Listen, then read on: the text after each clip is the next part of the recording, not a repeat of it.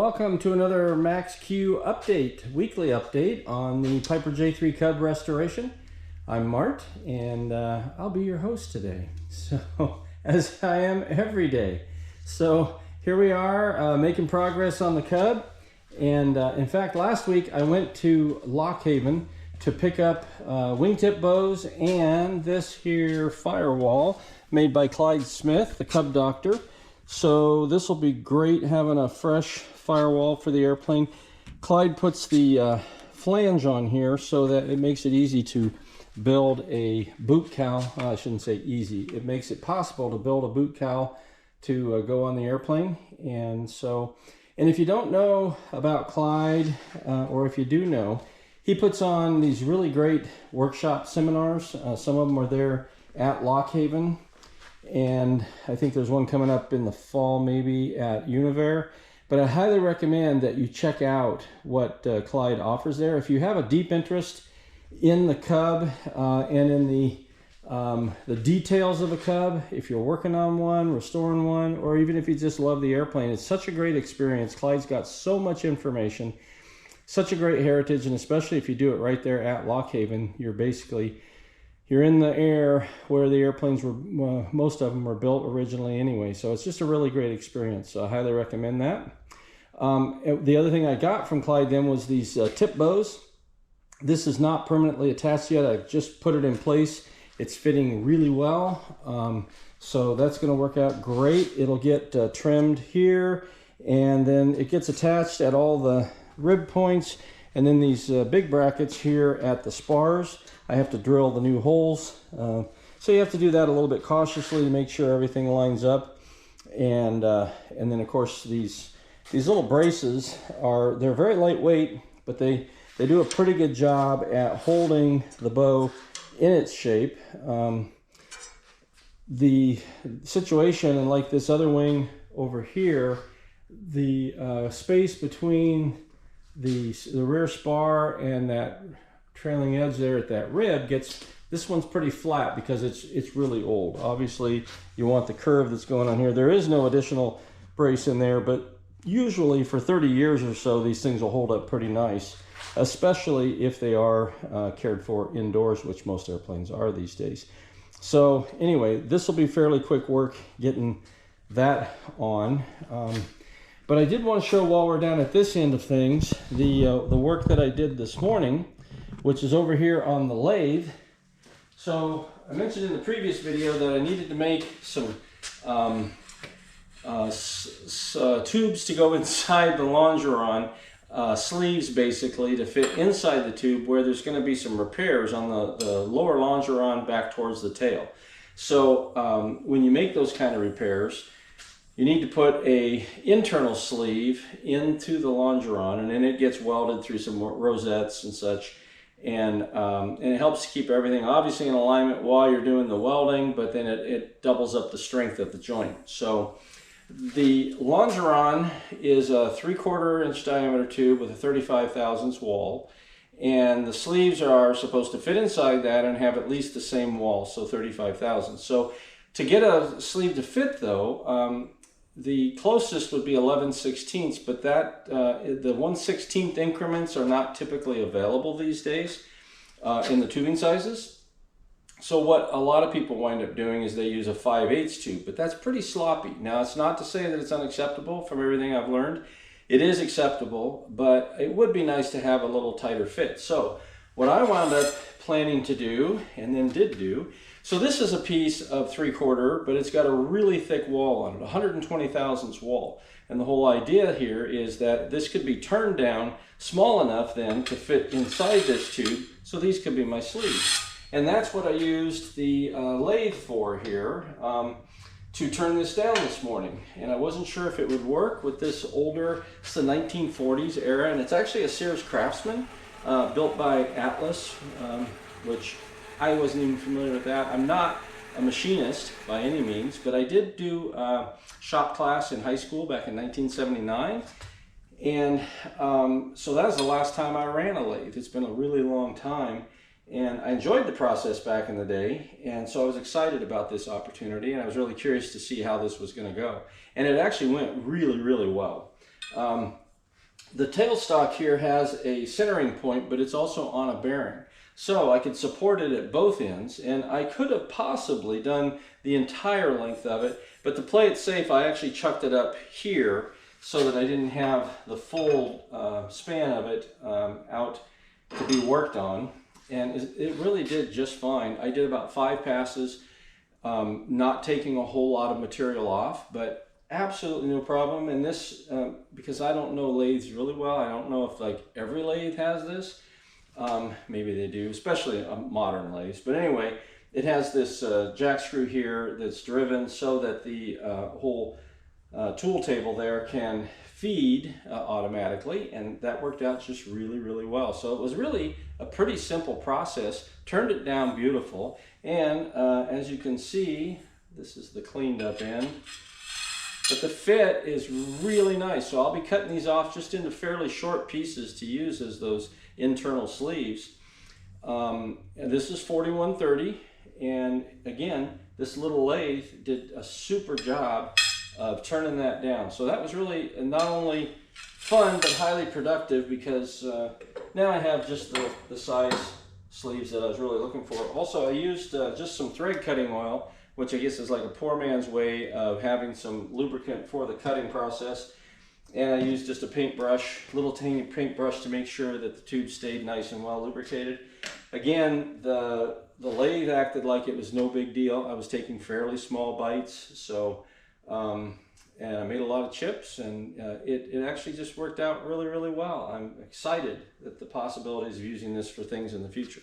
So the lathe is a winner, which is pretty darn nice. So the other thing then is I do have now all the compression struts are remounted into the wing. They've been blasted, painted, new hardware, and especially here the large one, the in-shaped strut here, compression strut that goes between the main strut fittings and the rear strut fittings. So there's a lot of components here all together. All that's been cleaned up. Actually, those fittings, the strut attach fittings, are brand new Dakota Cub ones, because there was a little bit more pitting on the original ones than we wanted. So and new hardware there. So that's pretty exciting that that's together. Another compression strut, and then the other two here, they're all in place. One thing that's kind of interesting for sure, I mentioned it a little bit before, but so you have a regular steel bolt here that goes through the spar and into the compression strut, which this is a steel tube, fairly light wall steel tube, and I believe on some of the airplanes, especially later years in the other short wing Pipers and such, these are, I think, often, if not exclusively, actually a round aluminum tube. So it's not like, it's mostly just to keep the compression when the cables are pulled tight to keep the spars separated. So it's not a heavy duty application here.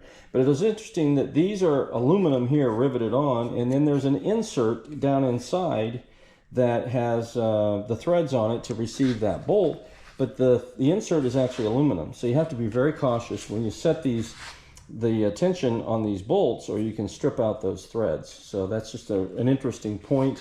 I don't know why they didn't make those steel. It seems like it would have been a simple thing to do, but they didn't. So that's that. The wires are now all back in place, but I have not tightened them up yet. So the wing has not been trammeled. I thought I'd have that done here today, but I did not get to it. But at least they've all been cleaned up, primed and painted. And I also have down here, I'm using, these are, it's a heat shrink tubing. It's marine quality, so it's heavy duty, and it has the glue on the inside when it heats up, so they will lock in place for sure, stay put. And that gives some protection where the wires cross, because essentially they're on the same plane, so they're gonna make contact. The other thing that's kind of interesting is that I've seen and I've done here is that the cables, the drag wires are crossed opposite to each other, meaning, for example, this one here is on top of the other one, and then over there in the next bay, the one running at that angle is then down below. So you alternate that as at least appears to be the procedure. I'm not sure if it really makes that much difference, but it does seem like it's a good practice, and so of course it's done here. So very soon I will be tremoling up this wing. Hopefully in the next video I'll have some details on that. That's all essential before I can put the leading edges on, which I do still have to bend, but we'll be able to get onto that here real soon.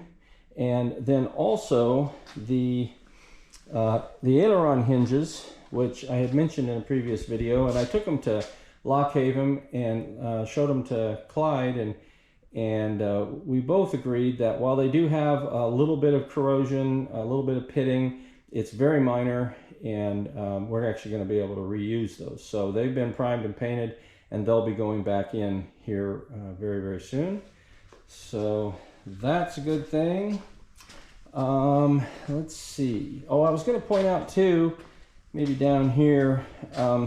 So with the drag wires, it's a number 6 wire, if I'm thinking correctly, and the threads here, they're actually rolled threads. They're not cut threads, because these wires are under so much tension, because they do get very, very tight when you have them in properly, and we'll go over that again in the future. But the rolled threads don't have the potential for stresses that a cut thread would have. So these are a rolled thread, but not only that, they are actually, they're 40 threads per inch, rather than I think a standard or a common number 6 size thread would be 32 per inch.